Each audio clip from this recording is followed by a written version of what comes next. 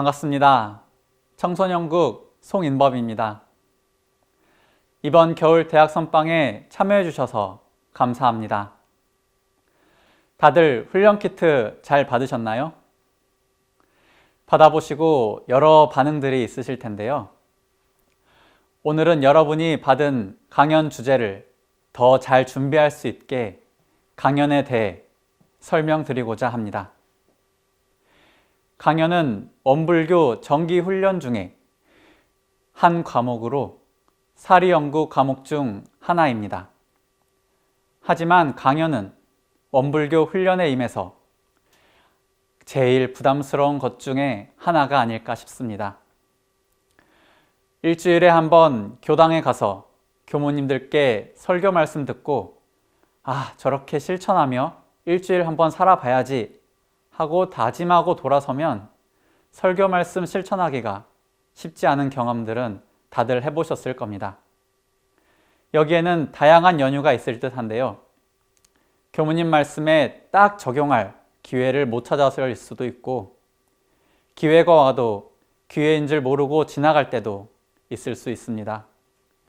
이렇게 자유롭게 공부하다가 훈련에 임해서 강연이라는 과목을 시작한다고 하여 일정한 주제와 구속된 형식이 주어져 대중 앞에서 말하기란 쉽지 않을 겁니다. 설사 여러 훈련을 경험했다 하더라도 첫 마디가 어렵다 부터 시작입니다. 여러분은 무엇 때문에 강연을 어렵다고 느끼나요? 오늘은 여러분께 강연이 결코 어렵지 않고 누구나 할 수 있고 나의 해두 단련을 위해 안 하면 안 되는 정기훈련 과목임을 알려드리고자 합니다.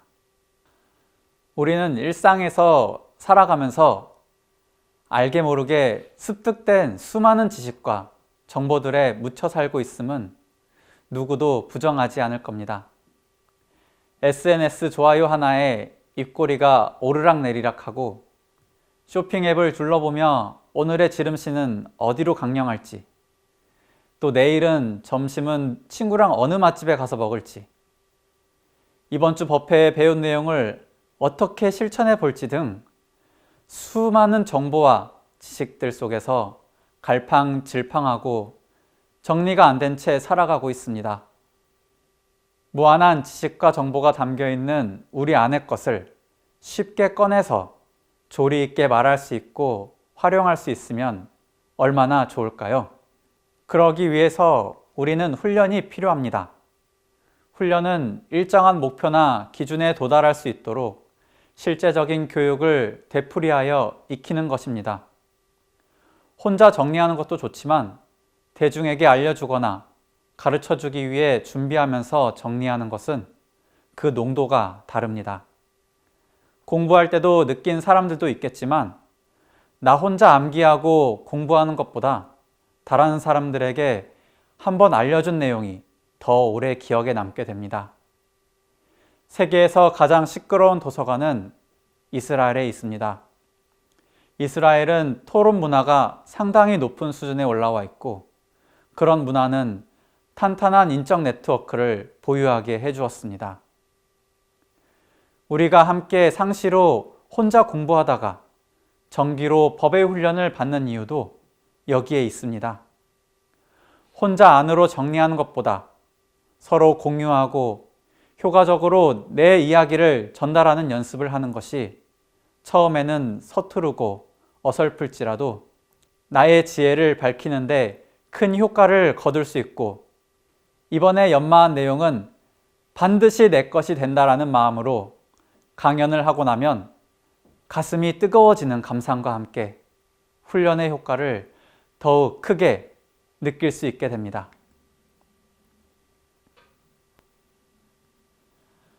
원불교에서는 원만구족하고 지공무산 몸과 마음을 단련시키기 위해 일원의 진리를 바탕하여 사은사요 삼학팔조를 신앙과 수행의 요도로 삼고 있으며, 이를 물샐 틈 없이 훈련시키기 위해 정기훈련과 상시훈련을 두고 있습니다. 일찍이 소태산 대종사님께서는 대중을 가르치게 하고 지식과 정보를 농도 있게 내 것으로 할 수 있는 방법을 알려주셨습니다. 바로 오늘의 주제, 강연입니다. 강연은 일정한 주제에 대하여 청중 앞에서 강의 형식으로 말하는 것입니다. 하지만 강연을 하기에 앞서 여러 가지 각자를 방해하는 요소들이 생겨납니다. 크게 4가지 걸리는 점들이 있을 텐데요. 첫째는 일정한 주제입니다. 일정한 주제라 함은 경전에 관한 내용을 정하거나 정해진 주제에 대하여 말하는 것입니다. 평소에 궁금하거나 알고 있어도 설명하기에는 어려운 경전의 내용 중에서 주제가 선정됩니다. 하지만 나는 평소에 궁금한 것도 없고 알고 싶은 것도 없는데 어쩌지? 하는 걸림돌에 주저합니다. 둘째는 청중 앞이라는 것입니다. 앞서 말한 바와 같이 혼자 정리하고 끝난다면 자유롭게 끝날 텐데 청중 앞에서라고 하면 벌써 내가 말한 것이 틀리면 어쩌지? 떨리는 모습 보이기 싫은데 등 생각지도 못한 걸림돌들이 늘어나게 됩니다. 셋째는 강의 형식입니다. 일반적으로 강의는 전문가나 하는 것이지 나는 그런 전문가가 아닌데 어떻게 강의를 하지? 등의 걸림돌이 생겨납니다. 넷째는 말하는 것입니다. 보고, 읽고, 듣고, 쓰기까지는 하겠는데 말하는 것에서 어려움을 느끼는 사람들이 있습니다. 말하기는 아기가 엄마라는 말을 수천 번 듣고 입안에서부터 되뇌이기를 수천 번 한 뒤에야 익힐 수 있는 스킬입니다. 그렇다고 터진 입이라고 아무 말이나 하면 저게 말이야, 된장이야 하는 소리도 들을 수 있기 때문에 정말 조심스러운 부분이라 걸림돌이 됩니다. 이 수많은 걸림돌을 넘어서면서까지 강연을 해야 하는 이유는 무엇일까요? 네, 맞습니다. 강연은 대종사님께서 정기훈련법 12과목 중 절반이나 차지하고 있는 사료연구 과목 중에 하나이기 때문입니다. 6과목이나 있는 이유는 혼자 하는 공부가 아니라 더불어 해야 하는 공부이기 때문입니다.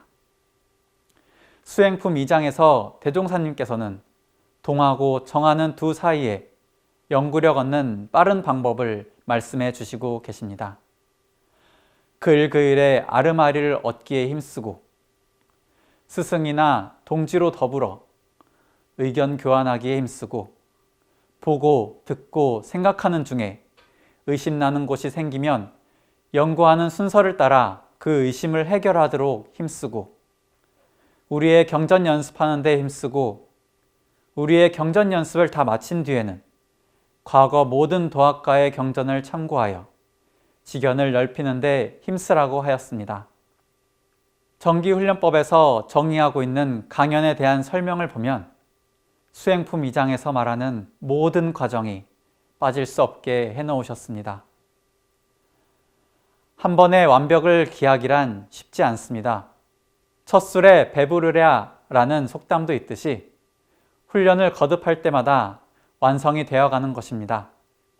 천천히 해봅시다. 강연에 앞서 우선 주제는 대개 피동적으로 주어지게 됩니다. 그 다음 순서는 격을 갖추는 것입니다.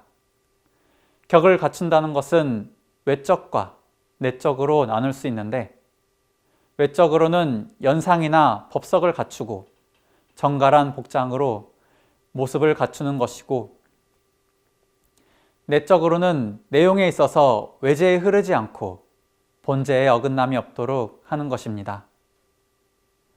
원고를 가지고 말을 이어나가다가도 더 좋은 표현이 생각나거나 더 좋은 예화가 생각이 나서 강연을 하다가 이야기로 빠져버리게 되면 본 주제의 내용을 헤쳐버리기가 쉽습니다. 대종사님께서 밝혀주신 교리를 주제로 하는 강연이 그냥 이야기로 끝나지 않게 하기 위해 격을 갖추게 하는 것입니다.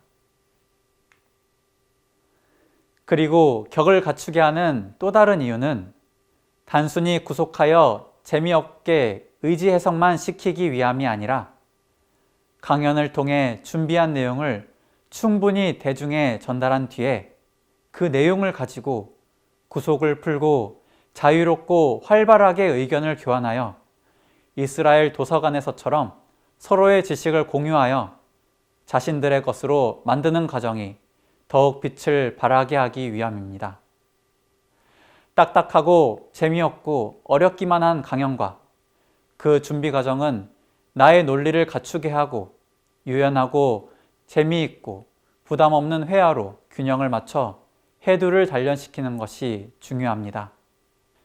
이에 대종사님께서는 불교 정전에서 강연과 회화에 대해 설명해 주시기를 강연과 회화의 대의를 말하자면 사람의 해두를 단련시킴에 있나니 해두라 하는 것은 너무나 자유를 주어도 거만하고 누그러져서 참다운 밝음을 얻지 못하는 것이요. 너무나 구석을 주어도 눌리고 소졸해져서 또한 참다운 밝음을 얻지 못하는 것이니 그러므로 강연의 일정한 문제로는 그 해두에 구속을 주어 단련시키며 회어로서는 그 해두에 자유를 주어 단련시켜 이 구속과 자유 두 사이에서 사람의 해두로 하여금 과불급이 없이 진정한 해광을 얻도록 함이니라 라고 해주시면서 강연과 회화의 상호 보완적 관계를 더욱 잘 설명해 주고 계십니다. 그럼 이제 무슨 준비부터 하면 될지 알아볼까요? 강연을 잘하기 위해서는 다음 순서를 밟고 다음 순서로 강연 원고를 작성하는 것이 좋습니다. 강연 준비의 첫 번째 단계는 교리 이해입니다. 주제를 선택하거나 받고 난 뒤에 그에 맞는 교리를 해석하기 위해서는 이경, 석경의 방법이 중요합니다. 이경, 석경은 경전으로 경전을 해석한다는 뜻으로 예를 들어 내가 받은 주제가 이런 쌍의 진리에 대한 것이라면 교전에 나오는 이런 쌍의 진리에 대한 설명들을 종합하고 이해하고 그 이해된 점을 교우님들에게 문답 감정 받는 것이 중요합니다. 그리고 두 번째로 실제로 적용하는 것입니다. 이해하고 문답 감정 받은 교리를 일상생활에 적용해 보거나 적용된 내용을 인용하여 그 결과를 작성합니다. 세 번째로 그 교리를 일상생활에서 적용하지 않아서 생기는 문제들을 찾아보고 그 결과를 작성합니다. 네 번째로 그 교리가 왜 지금 시대에 필요한지를 강력히 말해주고 다섯 번째로 그 교리를 실천할 방향을 제시해 주어 함께 공부하는 도반들이 생겨나도록 하는 것이 중요합니다. 자, 그럼 이 5가지 틀로 한번 작성하기 위한 준비를 해볼까요? 원고가 작성이 되었다면 강연하기에 앞서 또 중요한 것이 있습니다. 아무리 내가 준비를 잘했다 하더라도 충분한 연습이 없다면 매력을 느끼지 못하게 할 뿐만 아니라 준비한 공력을 무마시키기도 합니다. 작성된 원고로 시연을 적어도 10번 정도는 하는 것이 좋습니다. 작성하기만 하고 그냥 보고 읽는 원고보다는 본인이 시연해 본 뒤의 원고에서는 보충하거나 빼야 할 점들이 여실히 드러나게 됩니다. 또 한 가지, 강연을 듣는 청중들의 자세입니다. 이 강연이 충분한 준비 과정을 거친 소중한 강연임을 믿고 정성껏 들어주는 것이 중요합니다. 일방적인 강연은 소통하며 진행되는 강연보다 힘을 얻기가 쉽지 않습니다. 하지만 직접적인 소통이 불가하다면 청중도 강연자를 믿어주고 강연자도 청중이 믿고 있음을 자각하는 것이 중요합니다. 믿음으로 연결되어 한마디 한마디를 전해주고 들을 때 그 강연은 비로소 세상 무엇보다 강력한 힘을 가지게 됩니다. 대나무의 마디는 성장을 멈춘 결과라고 합니다. 단순히 성장을 멈추는 것이 아니라 기다리면서 힘을 모으는 것입니다. 이때 생기는 울퉁불퉁한 마디는 보기 좋지 않을 수 있지만 대나무가 휘지 않고 곧게 성장해주는 발판이 되어줍니다. 그러므로 여러분, 어렵다고 포기하지 마시고 내가 연마한 교리에 대한 지식의 매듭을 짓는다는 마음으로 강연을 준비하면 내 것이 되고 내 것이 된 것을 대중과 공유하고 그 공유된 내용을 믿음으로써 소중히 들어준다면 자력과 타력을 병진하게 되는 것입니다. 함께 곧게 성장하고 함께 광대무량한 낙원 생활을 하기 위해 지금 바로 받은 주제를 열어서 내 가슴에 품고 경전을 열어서 연마해 봅시다. 함께 마음 공부합시다. 감사합니다.